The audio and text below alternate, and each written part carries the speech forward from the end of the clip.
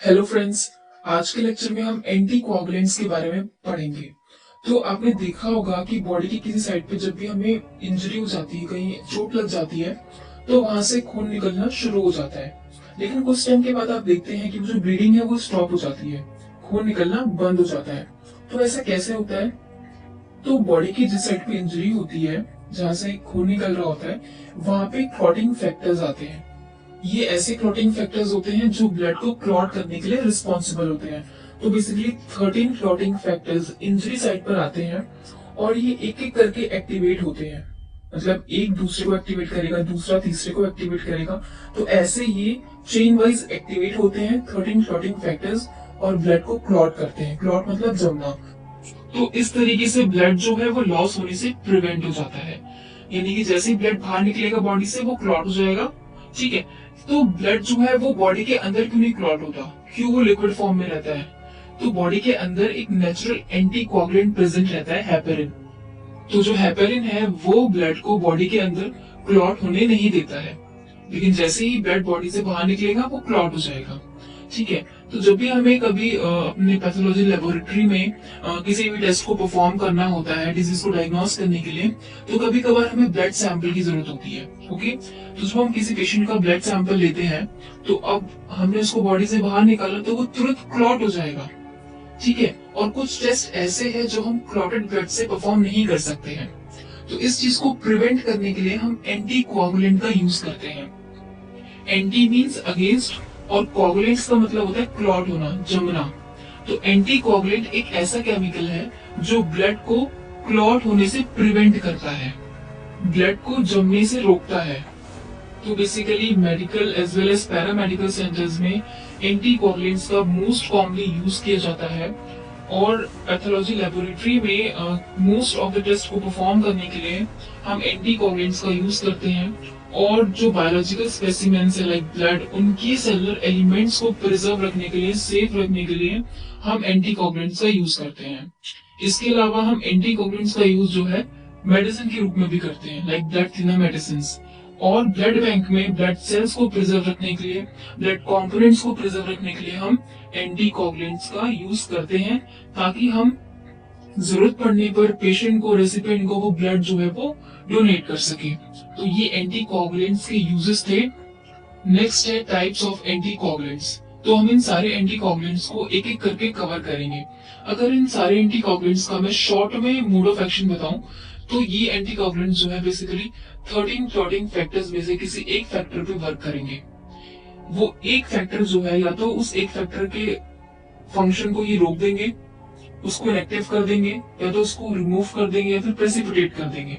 और इस तरीके से ब्लड जो है वो क्लॉट नहीं होगा, क्योंकि मैंने अभी आपको बताया कि 13 क्लॉटिंग फैक्टर्स जो है वो चेन वाइज एक्टिवेट होकर ब्लड को क्लॉट करते हैं। मतलब एक दूसरे को एक्टिवेट करेगा, दूसरा क्लॉटिंग फैक्टर तीसरे को एक्टिवेट करेगा, ऐसे ही चेन वाइज एक्टिवेट होते हैं। तो जब 13 में से किसी एक क्लॉटिंग फैक्टर ने अपना काम करना बंद कर दिया, वो इनएक्टिव हो गया, तो आगे वाला अपने आप एक्टिव नहीं हो पाएगा और इस तरीके से ब्लड जो है वो क्लॉट नहीं होगा। तो ये जितने भी एंटी कोआगुलेंट्स हैं, EDTA, heparin, sodium fluoride, sodium citrate, double oxalate, ACD, CPD, CPDA, ये सारे एंटी कोआगुलेंट जो है वो 13 क्लॉटिंग फैक्टर्स में से किसी एक फैक्टर पे वर्क करते हैं और ब्लड को क्लॉट होने से प्रिवेंट करते हैं। तो चलिए इन सारे एंटी कोआगुलेंट्स को हम एक एक करके कवर करते हैं कि इनका जो है मोड ऑफ एक्शन क्या है, कितने प्रपोर्शन में हमें इन्हें यूज करना है ब्लड में, इनके यूजेस क्या है, इनके डिसएडवांटेजेस क्या है, ये सब हम इस लेक्चर में कवर करेंगे। तो फर्स्ट एंटी कोआगुलेंट है EDTA, ethylene diamine tetra acetic acid, इसकी फुल फॉर्म है। अगर हम EDTA के मोड ऑफ एक्शन की बात करें, तो ये क्या करता है, बेसिकली जो 13 क्लॉटिंग फैक्टर्स होते हैं उनमें से जो फोर्थ क्लॉटिंग फैक्टर होता है कैल्शियम, उससे ये बाइंड हो जाता है और ब्लड को क्लॉट होने नहीं देता। ब्लड को क्लॉट करने के लिए कैल्शियम जो है बहुत इंपॉर्टेंट होता है। ठीक है। तो EDTA क्या कर रहा है, फोर्थ क्लॉटिंग फैक्टर कैल्शियम को ही बाइंड कर ले रहा है और इससे क्लॉटिंग का जो आगे का मैकेनिज्म है वो कंटिन्यू नहीं हो पाता और ब्लड क्लॉट होने से प्रिवेंट हो जाता है। नेक्स्ट, EDTA एंटीकोगुलेंट को हम कितने प्रपोर्शन में ब्लड के साथ मिक्स करते हैं, तो इसको हम 1.5 mg पर ml ऑफ ब्लड के साथ जो है यूज करते हैं। अब ईडीटी एंटीकोगुलेंट जिस ट्यूब में प्रेजेंट रहता है उस ट्यूब का कलर पर्पल कलर का होता है, यानी कि लेवेंडर कलर की ट्यूब में ईडीटी एंटीकोगुलेंट प्रेजेंट रहता है। ईडीटीए एंटीकोगुलेंट को most commonly routine haematological investigation के लिए यूज किया जाता है। ईडीटीए एंटीकोगुलेंट में हम डाइसोडियम और डाइपोटेशियम सॉल्ट जो है वो कॉमनली यूज करते हैं, बट डाइपोटेशियम सॉल्ट जो है वो मोर प्रिफर किया जाता है क्योंकि डाइपोटेशियम सॉल्ट्स ज्यादा सॉल्युबल होता है as compare to disodium salt से। लेकिन अब जो है हम डाइसोडियम और डाइपोटेशियम को छोड़कर ट्राइपोटेशियम सॉल्ट्स का ज्यादा यूज करने लगे हैं ईडीटीए में। तो हम हेमेटोलॉजी लैब में किस किस टेस्ट को परफॉर्म करने के लिए ईडीटीए एंटीकोगुलेंट का यूज करते हैं, तो जो है इसको हम हीमोग्लोबिन एस्टिमेशन के लिए, हेमाटोक्रिट के लिए, कंप्लीट ब्लड काउंट के लिए हम ईडीटीए एंटीकोगुलेंट का यूज करते हैं। और ईडीटीए एंटीकोगुलेंट ब्लड सेल्स की मॉर्फोलॉजी को काफी अच्छे से प्रिजर्व करके रखता है, तो इसलिए हम इसको जो है ब्लड स्मेयर बनाने के लिए भी यूज करते हैं। इसके अलावा हम सिगलिंग टेस्ट के लिए भी यूज करते हैं, रेटिकुलोसाइट काउंट के लिए, HbA1c के लिए, हीमोग्लोबिन इलेक्ट्रोफोरेसिस के लिए और प्लेटलेट काउंट के लिए हम ईडीटीए एंटीकोगुलेंट का यूज करते हैं। इसके अलावा ईडीटीए एंटीकोगुलेंट के कुछ डिसएडवांटेजेस भी हैं। अगर हम ईडीटीए एंटीकोगुलेंट में ब्लड को काफी टाइम के लिए स्टोर करके रखेंगे तो कुछ चेंजेस देखने को मिलते हैं हमें ब्लड सेल्स में, जैसे कि रेड ब्लड सेल्स में हमें क्रिनेशन और स्पीरोसाइट्स चेंजेस देखने को मिलेंगे, जैसे कि आप इमेज में भी देख सकते हैं कि रेड ब्लड सेल का जो शेप है वो चेंज हो गया है। इसके अलावा जो न्यूट्रोफिल्स हैं उनमें ग्रेनुल्स लॉस हो जाएंगे, प्लेटलेट जो है वो रप्चर हो जाएंगे और टीएलसी और जो प्लेटलेट काउंट है वो डिक्रीज हो जाएगा। नेक्स्ट एंटीकोगुलेंट है हेपेरिन। अगर हम हेपेरिन एंटीकोगुलेंट के मोड ऑफ एक्शन के बारे में पढ़ें कि ये कैसे ब्लड को क्लॉट होने से प्रिवेंट करता है, तो ये करता है बेसिकली हेपेरिन जो है ये एंटी थ्रोम्बिन को एक्टिवेट करता है और ये एंटी थ्रोम्बिन जो है वो प्रोथ्रोम्बिन को थ्रोम्बिन में कन्वर्ट होने से रोकता है। यानी कि जो हेपेरिन है वो basically clotting factor 9th, 10th, 12th और 13th क्लॉटिंग फैक्टर को इनएक्टिव करके उनकी फंक्शन को रोककर थ्रोम्बोप्लास्टिन को थ्रोम्बिन में कन्वर्ट होने से रोकता है। ठीक है, और अगर थ्रोम्बोप्लास्टिन थ्रोम्बिन में कन्वर्ट नहीं होगा तो क्लॉटिंग का जो आगे का प्रोसेस है वो भी कंटिन्यू नहीं हो पाएगा और ब्लड क्लॉट नहीं होगा। तो ये था हेपेरिन के मोड ऑफ एक्शन के बारे में कि किस तरीके से ये ब्लड को क्लॉट होने से प्रिवेंट करता है। अगर हम हेपेरिन के प्रपोर्शन की बात करें कि कितने प्रपोर्शन में हम इसको ब्लड के साथ मिक्स करते हैं, तो इसको है हम 15 to 20 इंटरनेशनल यूनिट पर ml ऑफ ब्लड में यूज करते हैं। हेपेरिन जो एंटीकोगुलेंट है वो जिस ट्यूब में प्रेजेंट रहता है उस ट्यूब का कलर ग्रीन कलर का होता है, जैसे कि आप इमेज में भी देख सकते हैं। हेपेरिन में हम जो है मोस्ट कॉमनली सोडियम, लिथियम और अमोनियम सॉल्ट जो है वो यूज करते हैं।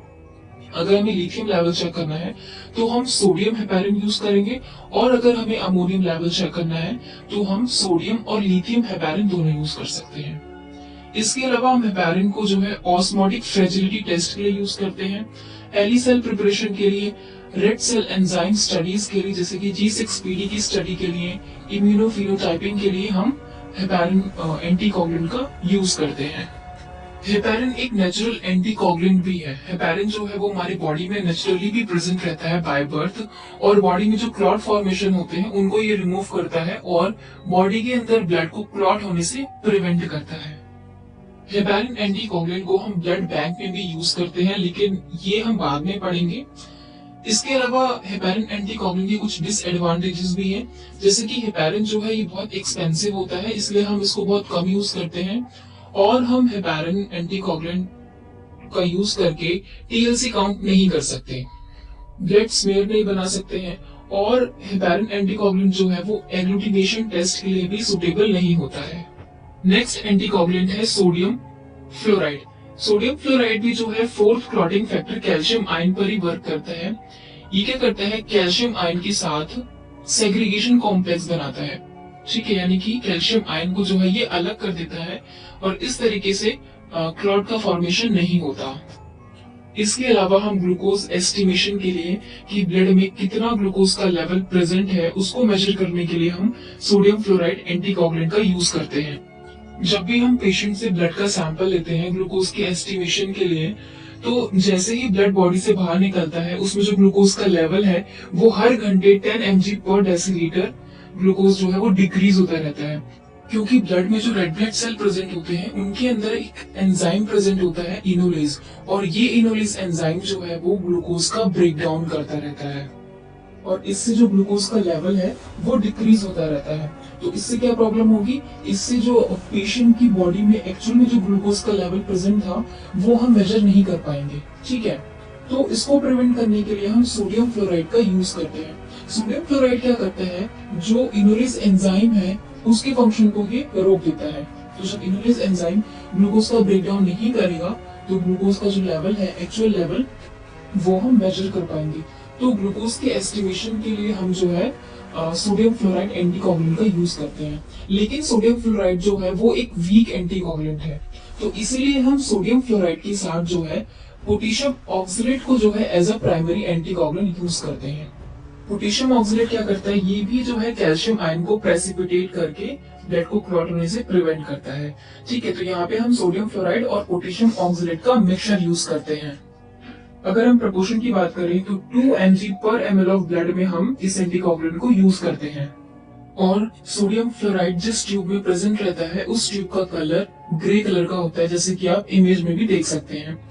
इसके अलावा हम इस ग्रे वायल का यूज जो है वो ग्लूकोज एस्टिमेशन के लिए, ग्लूकोज टॉलरेंस टेस्ट के लिए भी हम यूज करते हैं। इसके अलावा अगर हम डिसएडवांटेजेस की बात करें तो सोडियम फ्लोराइड जो है वो एंजाइम डिटर्मिनेशन के लिए सुटेबल नहीं होता है। फोर्थ एंटीकोगुलेंट है सोडियम सिट्रेट। अगर हम सोडियम सिट्रेट की मोड ऑफ एक्शन की बात करें तो ये एंटीकोगुलेंट जो है fourth clotting factor calcium ion को जो आयनाइज्ड फॉर्म में होता है उसको ये अनआयनाइज्ड फॉर्म में कन्वर्ट कर देता है। तो जब वो कैल्शियम जो है आयनाइज्ड फॉर्म में ही अपना वर्क कर रहा था, अगर उसे अनआयनाइज्ड फॉर्म में कन्वर्ट कर दिया जाए तो वो अपना जो वर्क है वो नहीं कर पाएगा, ब्लड को क्लॉट नहीं कर पाएगा। तो सोडियम सिट्रेट क्या करता है, जो कैल्शियम है उसको आयनाइज्ड फॉर्म से अनआयनाइज्ड फॉर्म में कन्वर्ट कर देता है। सोडियम साइट्रेट को जो है हम कोगुलेशन स्टडीज और ईएसआर को एस्टिमेट करने के लिए यूज करते हैं। इरिथ्रोसाइट सेडिमेंटेशन रेट को एस्टिमेट करने के लिए हम सोडियम सिट्रेट का यूज करते हैं।